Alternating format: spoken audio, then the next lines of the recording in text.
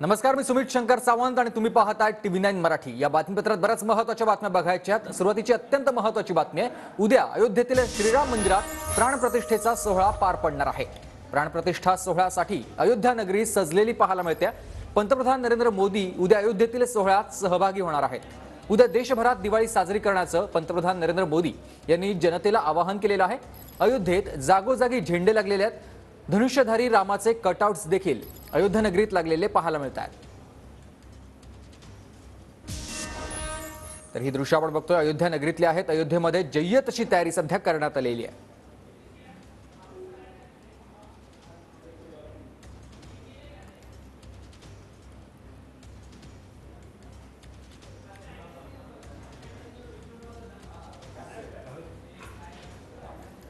तर अयोध्येत जागोजागी झेंडे आणि धनुष्यधारी कटआउट्स रामाचे लागलेले पाहायला मिळतात।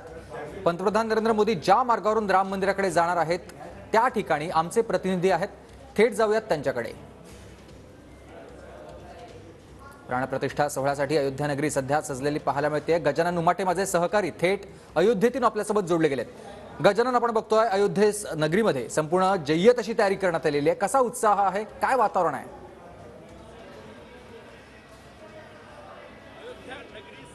आहे स्वागतासाठी उत्सुक आहे। आपल्या रामललाचे आपण बघू शकतो टॉप अँगल दृश्य आहे। राम मंदिर परिसरातले हा राम मंदिर कॉरिडॉर आहे आणि आकर्षक फुलांनी सजवलेला आहे। ही गर्दी आपण या ठिकाणी बघू शकता।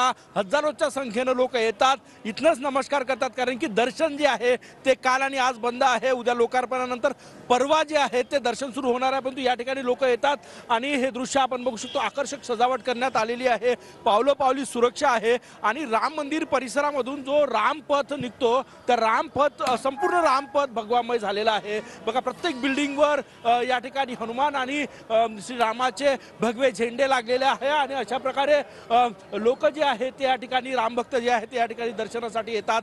संपूर्ण अयोध्या नगरी जी आहे ती राममय झालेली आहे। 500 वर्षाच्या प्रतीक्षेनंतर रामललाचं स्वागत करण्यासाठी अयोध्यावासी आणि प्रत्येक रामभक्त जो आहे ते सज्ज आहे। परत एकदा टॉप अँगल दृश्य आपण बघूया। बघा, ही संपूर्ण अयोध्या नगरी आहे आणि हाच तो परिसर, जो कॉरिडॉर तुम्ही बघताय हाच तो संपूर्ण परिसर आहे जिथून राम मंदिर सोहळ्यासाठी उद्या सगळे प्रमुख नेते जे आहे, रामभक्त जे आहे, महंत जे आहेत ते जाणार आहे आणि त्याची तयारी आपण बघू शकतो। 3 स्तरीय सुरक्षा व्यवस्था या ठिकाणी तैनात आहे। कुणालाही आत सोडलं जात नाही। प्रत्येक संशयितांवर मिलिटरी आणि उत्तर प्रदेश पोलिसांची करडी नजर आहे। संपूर्ण लखनौ जे आहे, लखनौसह उत्तर प्रदेश आणि महाराष्ट्र सह देश पूर्ण राममय झालेला आहे। जय श्रीरामच्या घोषणा ज्या आहे त्या या ठिकाणी दिल्या जात आहे। जवळपास 3500 महंत या ठिकाणी पोहोचलेले आहे। सरसंघचालक डॉक्टर मोहन भागवत या ठिकाणी अयोध्येत पोहोचलेले आहे आणि उद्या रामललाच्या प्राण प्रतिष्ठापनेची संपूर्ण तयारी झालेली आहे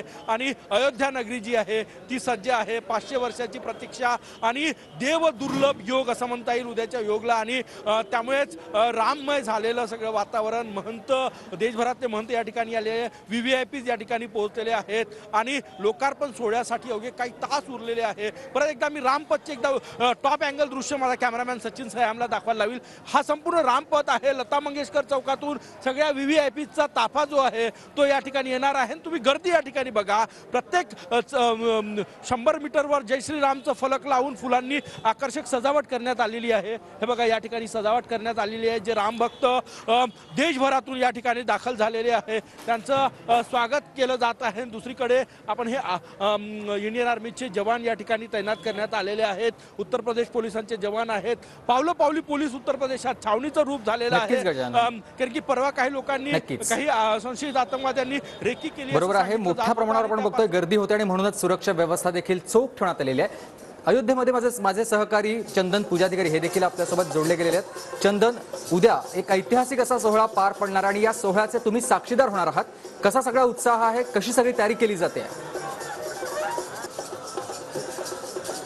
निश्चितपणे उद्याच्या सोहळ्याच्या पार्श्वभूमीवर रामलल्लांच्या स्वागतासाठी संपूर्ण अयोध्या नगरी सज्ज झालेली आहे।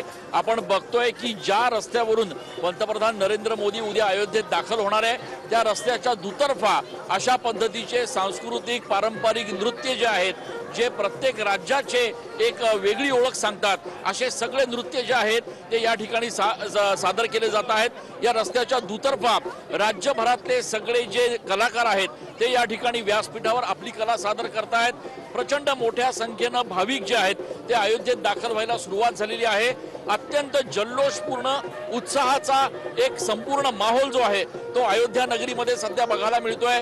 रामलल्लांच्या प्राणप्रतिष्ठा सोहळ्यासाठी आता अवघे काही तास शिल्लक राहिलेले आहेत आणि या पार्श्वभूमीवर संपूर्ण अयोध्या नगरी भगवीमय झालेली आहे। जागोजागी चौकांमध्ये फुलांची एकूणच सजावट असेल, विद्युत रोषणाई असेल, रस्त्याला चौकांना रस्त्यावरच्या प्रत्येक खांबाला या ठिकाणी सजवण्यात आलेला आहे आणि रस्त्याचा संपूर्ण अयोध्येचा एकही कोपरा असा शिल्लक नसेल की ज्या ठिकाणी सजावट करण्यात आलेली नाही आहे। त्यामुळे 500 वर्षांनी येणारा हा दुग्ध शर्करा योग जो आहे तो साधण्यासाठी, तो आपल्या हृदयामध्ये सामावून घेण्यासाठी हजारो भाविक जे आहेत ते अयोध्या नगरीमध्ये दाखल झालेले आहेत।